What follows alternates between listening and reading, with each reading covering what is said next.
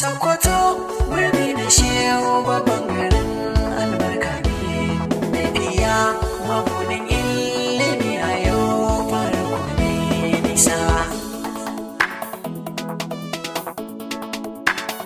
Ilimi saura